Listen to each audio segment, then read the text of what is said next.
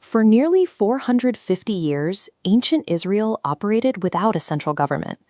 The biblical book of Judges describes this period as a time when everyone did what was right in their own eyes, leaving the society fractured, morally bankrupt, and deeply vulnerable to outside attacks. The books of 1st and 2nd Samuel document a massive 575-year structural transition for the nation. We can trace the success and failure of this shift through 4 distinct leaders: a priest, a prophet, a politician, and a poet. The era begins under the leadership of Eli the priest. Under his watch, the tabernacle was completely corrupted by corruption, and the nation experienced a severe spiritual drought. The biblical text notes that the word of the Lord was rare in those days. Israel was suffering a famine of hearing from God. This Philistine ceramic jug is physical evidence of the immediate physical threat compounding that spiritual silence. The Philistines had migrated and settled aggressively along the coast, building out a highly organized military occupation that squeezed the Israelites inland. That military crisis was the direct result of an internal failure. The nation was being crushed by a foreign army because their spiritual leadership had stopped listening to the voice of God entirely. While the national priesthood decayed, a woman named Hannah sat outside the tabernacle. Deeply distressed, she bypassed the corrupt priests and offered a desperate, humble prayer for a son, promising to dedicate him entirely to God's service. God answered that prayer with a boy named Samuel, and when it was time to break the national silence, God bypassed the high priest again. He spoke directly in the middle of the night to a 12-year-old boy whose only job was opening the doors of the temple. For the established leaders who refused to listen, the consequences were devastating. In a desperate battle against the Philistines, the Israelites lost the Ark of the Covenant, and the central tabernacle at Shiloh was burned to the ground. If you look at these excavated stone foundations today, you are seeing the physical reality of that historical ruin. With no tabernacle left, Samuel spent the next 2 decades in hidden ministry. He stepped into the gap for a broken nation, quietly dedicating his time to fierce, continuous intercession for a people who had completely lost their way. True spiritual authority is never anchored to an official title or an impressive religious building. It rests in a humble heart willing to say, "Speak, Lord, for your servant hears." Following decades of Philistine oppression, the elders of Israel made a fatal pivot. They demanded a human king, wanting a monarchy so they could blend in with surrounding pagan nations, effectively rejecting God's direct top-down rule over their society. This introduces our 3rd pillar, Saul, the politician. Initially, Saul seemed perfect for the job. He was tall, physically impressive to the masses, and he actually began his reign with a genuine sense of humility. But the pressure of the throne quickly exposed his internal weakness. Saul deteriorated into an anxious, paranoid leader.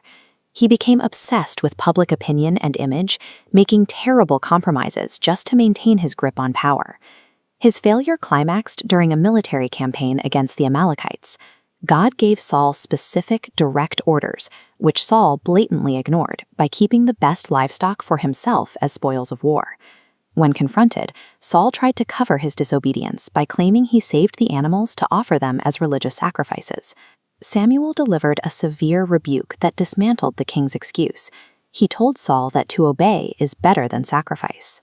God requires a surrendered will, and no amount of outward religious performance can compensate for direct rebellion. God's redemptive plans are never derailed by human failure.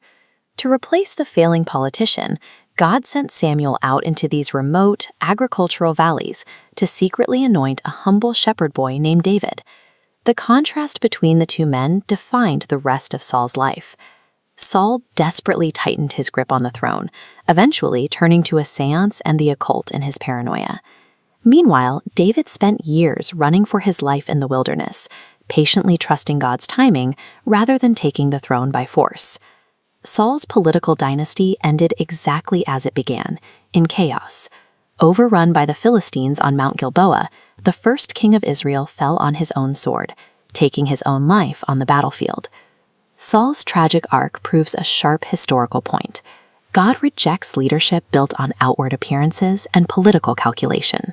Instead, he elevates leaders based on a completely different metric, a devoted and obedient.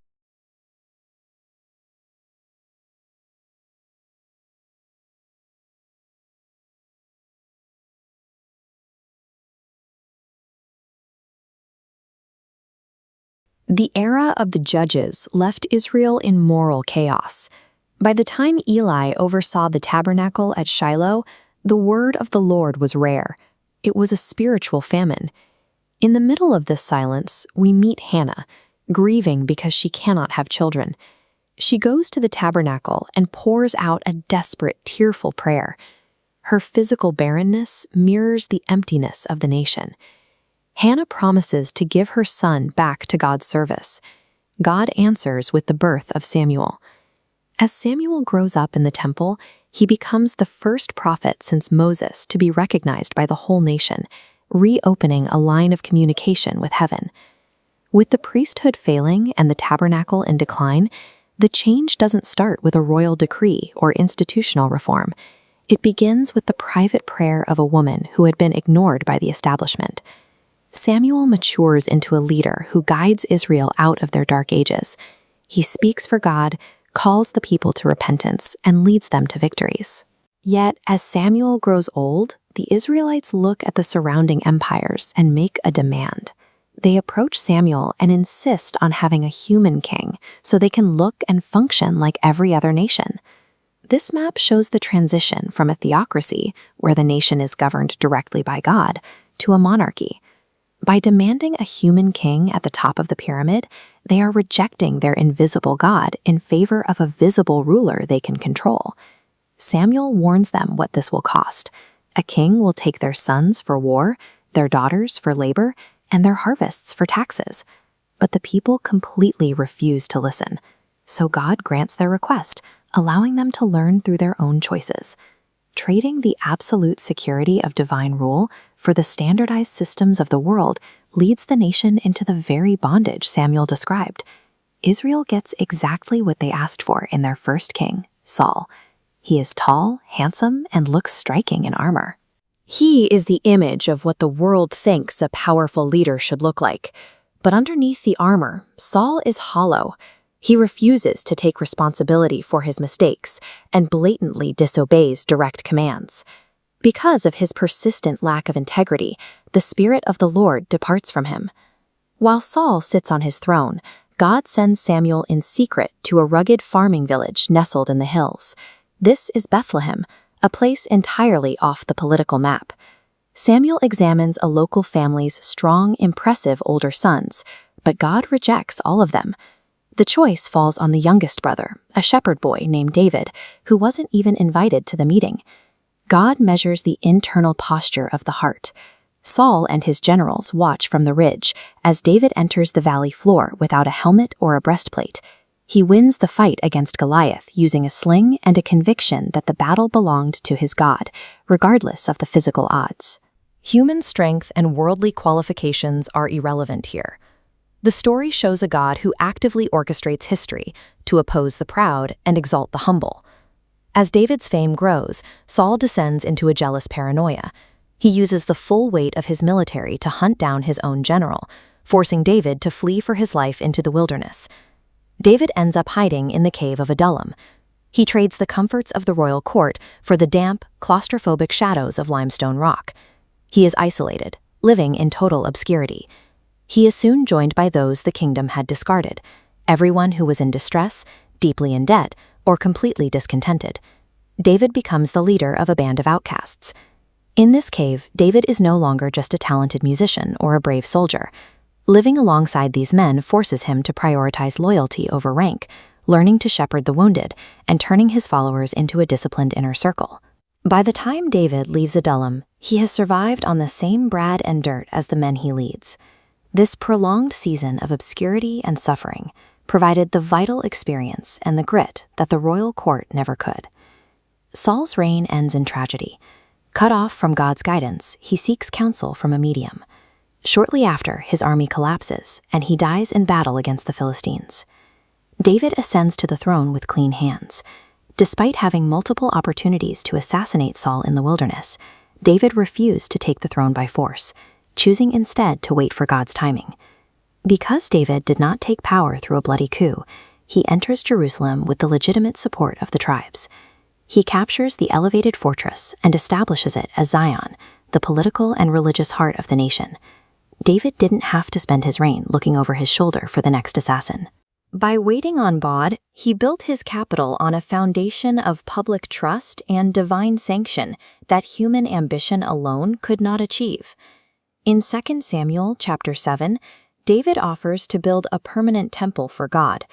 God declines, but instead establishes the Davidic covenant, a promise that from David's royal lineage will come a future king who will rule an eternal kingdom. David's later years are marred by severe moral failures and family tragedies, yet the promise of a future king from his line remains central to the narrative, outlasting the civil wars that followed. The failures of every earthly king in Israel point forward to a need for a better ruler. That promise is fulfilled in Jesus Christ, who arrives as a shepherd king, ruling without the flaws that eventually brought down Saul and David. The same God who worked through the silence of the wilderness and the shadows of the cave is still at work in the complexities of the present, following a plan that subverts earthly power to carry out his purposes.